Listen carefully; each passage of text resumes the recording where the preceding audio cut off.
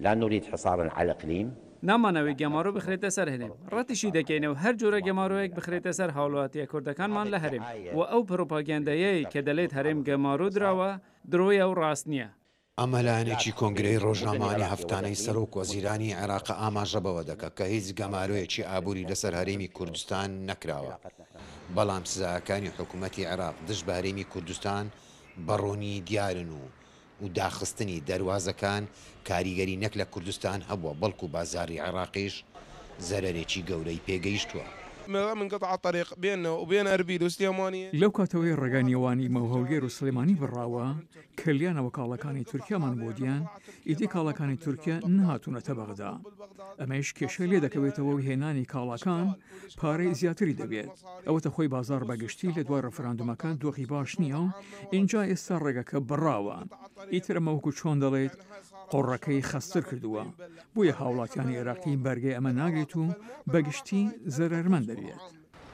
قوتی ژیانی خەڵک کەوتۆتە ژێر مەترسی ڕێگای نێوان هەرێمی کوردستان و بەغدا و بازرگانەکان بە پلەی یەکەم و کرێکارەکانیش هەر بە هەمان شێوە لەم مەترسیە بە دوور نین. شغل تعبان يعني دۆخی بازارەکە خراپە چونکە هەموو کاڵاکانی هەمان بووە تورکی بوون و ئێستا کە ڕێگاکە بڕاوە ئەم کاڵایەنە نەماون بۆ هۆیەوە بەخشیش وەرناگرین و پارەکانمان زۆر کەم بوونەتەوە و بەڕاستی ژیان و گوزەرانی ئێمە لەسەر کاڵای تورکی و ئێرانی و ئەو وڵاتانەیە ئیتر کە ئەمە بوو نرخی هەموو کاڵاکان بەرز بوونەوە. الحركة التجارية بجميلة جموجۆڵی بازرگانی لە جەمیلە زۆر سست بووە، ئەمەش بەهۆی هەرێمی کوردستان و بەغدایە کە ڕێگای بازرگانیان بڕیوە.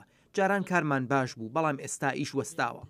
جگە لە جوولەی بازرگانی نرخی بازاڕی میوە و سەوزەواتەکانیش لە بەرز بووندایە.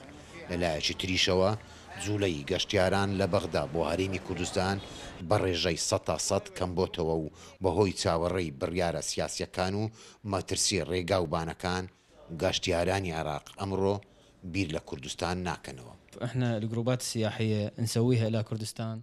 ئێمە گروپی گەشتیاری بۆ کوردستان دەبین بە ڕێگەی پاس کە زۆری تێناچێت، بەڵام ئەمڕۆ هاوڵاتی سادە بەهۆی ئەو هەواڵانی دەیبیستێت ئەترسێت بڕوات. بۆیە ئەگەر پرسیارم لێ بکەیت دۆخی گەشتیاری چی بەسەر هاتووە ئەوە پێ دەڵێم 100% بەرەو دواوە گەڕاوەتەوە. بۆ نمونە ئەم هەفتەیە تەنها ئەوەی ناچار بووە بە فڕۆکە ڕۆیشتووە چکە خەڵکی دەترسن بڕۆن و فڕۆکەخانەکان دابخرێن. بارینە ئاسایی و لێکدانەوەی هەواڵەکان و هەڕەشە و سزایەکانی حکوومەتی عێراق بەرامبەر بە هەرێمی کوردستان گەیشتۆتە ئەو ئاستەی کە ئابووری عێراق و قوتی ژیانی خەڵک لە ژێر مەترسی دابێتن. لە بەغداوە نزار عەبدوڵڵا، دەنجی ئەمریکا.